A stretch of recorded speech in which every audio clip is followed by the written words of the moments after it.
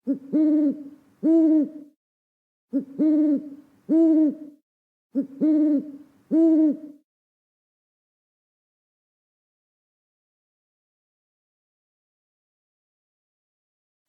datang di Pojok Santai. Sebelum Anda mendengarkan audiobook ini, kami menginformasikan bahwa channel ini adalah review audio dari buku yang ada di Indonesia. Untuk membaca keseluruhan buku ini, kami menyarankan membeli buku aslinya di toko buku kesayangan Anda, baik offline maupun online. Keberadaan channel ini dimaksudkan untuk membantu Anda mendapatkan pengetahuan dari buku-buku kesayangan Anda. Jangan lupa untuk subscribe, like, dan komen.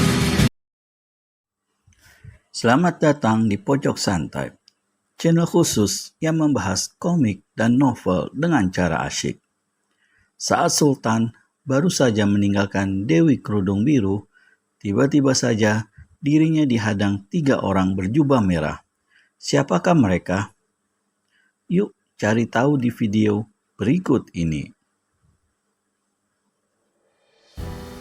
Sesaat kemudian, mereka pun berhadap-hadapan.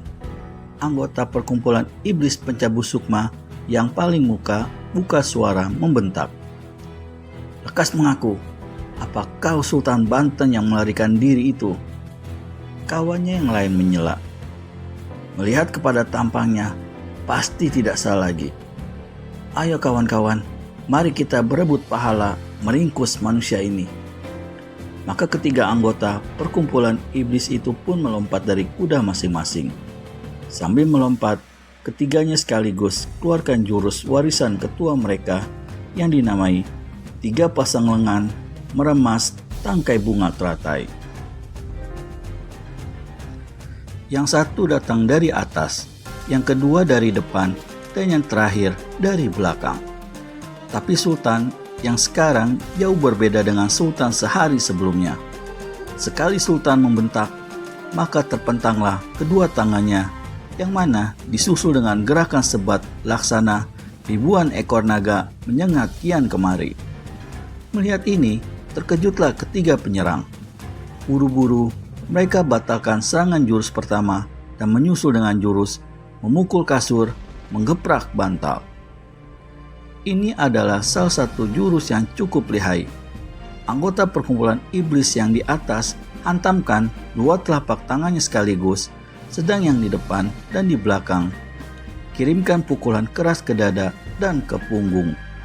Tak ayal lagi, Sultan segera praktekkan ilmu yang baru diyakininya dari Dewi Kerudung Biru, yaitu keluarkan jurus cakar Garuda Emas.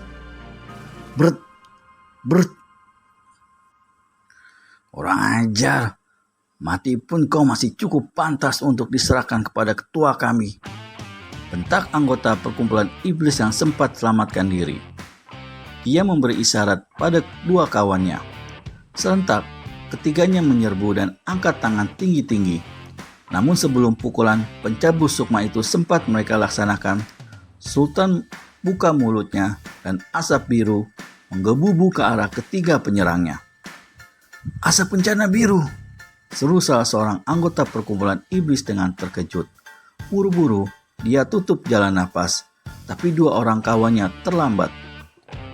Begitu tercium oleh keduanya kepulan asap biru yang mengandung racun itu, maka hancurlah pembuluh-pembuluh darah dan pecahlah paru-paru mereka. Keduanya mati di situ juga. "Hei pemuda, ada hubungan apa kau dengan Dewi Kerudung Biru?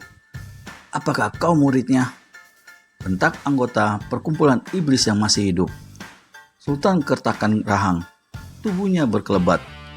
2 tangan terpentang lebih dahsyat dari yang pertama tadi dan buak!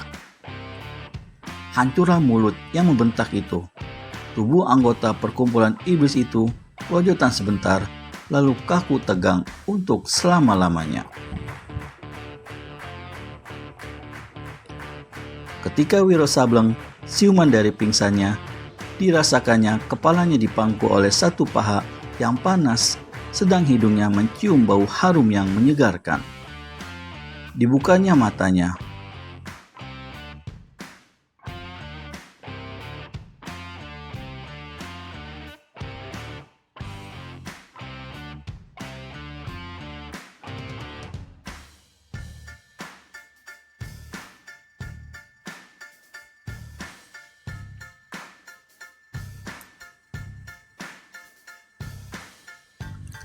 Dibukanya matanya, dan pandangannya membentuk sebuah wajah yang ditutupi kerudung kain biru.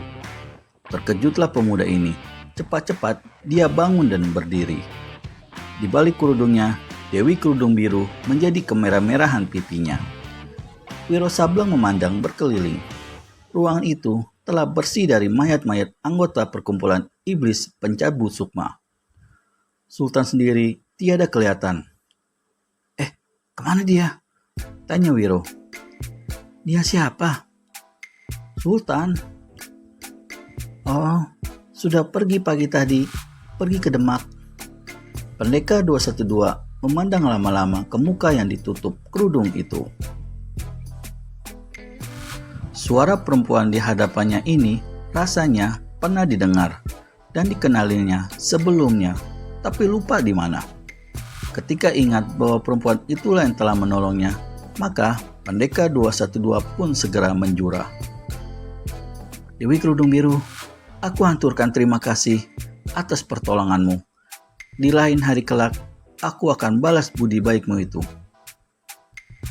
Aku tak mengharapkan balasan apa-apa. Dan Dewi Kerudung Biru memandang ke jurusan lain ketika untuk kesekian kalinya mata pendekar 212 memperhatikan sepasang matanya lekat-lekat. Dadanya bergetar, ditahannya gelora hatinya. Melihat sikap sang Dewi, ingat bahwa dia pernah mengenali suara perempuan itu sebelumnya, maka inginlah Wiro melihat paras di balik kerudung itu. Namun, diajukannya dulu pertanyaan. Dewi, mungkin kau bisa memberi petunjuk di mana Anjasari dan keris tumbal Wilayuda berada?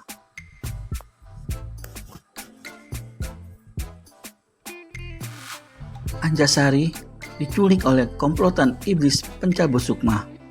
Keris tumbal Wilayuda juga ada pada mereka. Kau harus cepat turun tangan pendekar 212. Tapi dunia begini luas, di mana aku akan cari mereka? Komplotan itu bersarang di lembah Batu Pualam. Terima kasih atas keteranganmu, Dewi. Wiro merenung sejenak. Tiba-tiba dia ingat sesuatu. Dewi Kerudung Biru, sewaktu aku bertempur melawan anggota komplotan itu, kau telah berseru menyebut namaku. Tahu dari manakah? Tergetarlah hati sang Dewi mendengar pertanyaan ini. Dengan memandang ke jurusan lain, menjawablah dia. Nama seorang pendekar tentu saja dikenal sampai kemana-mana. Aku bukan pendekar apa-apa, kata Wiro merendah. Dan terus terang saja, aku merasa-rasa pernah bertemu dengan kau sebelumnya. Aku masih bisa ingat dan mengenali suaramu. Dewi Kerudung Biru tundukkan wajah. Matanya yang jeli dan bercahaya kini kelihatan redup dan diambangi air mata. Ditekannya perasaannya menggelora, dikerahkannya tenaga dalamnya agar tidak gemetar suaranya. Tidak, kita tak pernah bertemu sebelumnya, pendekar 212. Dan di dunia ini, mungkin saja ada beberapa manusia yang punya suara hampir bersamaan. Wiro Sableng maju satu langkah. Dewi, kalau kau tahu mau berterus terang, kasih tahu saja siapa namamu sebenarnya. Kau sudah tahu. Dewi Kerudung Biru itu hanya nama gelaran belaka, jawab Wiro pula. Di lain hari, mungkin aku baru bisa beritahu nama. Sekarang, hanya harap kau suka tinggalkan tempat ini. Tapi pemuda itu tetap bersikeras. Dengar Dewi, setiap orang yang pernah menolong aku, mesti ku ketahui siapa dia adanya. Kalau kau tak mau kasih tahu nama, tak apa. Namun, apakah kau juga tak sudi buka kerudung itu sebentar dan memperlihatkan paras? Dewi Kerudung Biru menghela napas. Itu juga tak perlu. Kau akan menyesal. Menyesal kenapa? Kau akan terkejut karena mukaku sangat buruk dan mengerikan. Muka yang buruk, tapi hati yang polos dan berbudi 1000 kali lebih baik dari wajah yang bagus dan hati busuk jahat. permintaanmu tak dapat kukabulkan, kata Dewi Kerudung Biru dengan ketegasan yang dipaksakan. Pendekar 212 maju lebih dekat. Kalau begitu, katanya, harap maafkan karena aku terpaksa melakukan ini. Wiro ajukan tangan hendak membuka kerudung penutup wajah. Apakah seorang kesatria bersikap sekurang ajar dan tak tahu peradatan? Bentak Dewi Kerudung Biru. Tangan Wiro tertahan seketika. Tapi karena perempuan itu dilihatnya tiada menjauhkan kepalanya, maka diteruskan niatnya. Sret! Terbukalah kerudung biru itu. Dan terbelalaklah mata pendekar 212. Anggini! Serunya. Siapakah Anggini yang diseru Wiro? Temukan jawabannya di video selanjutnya.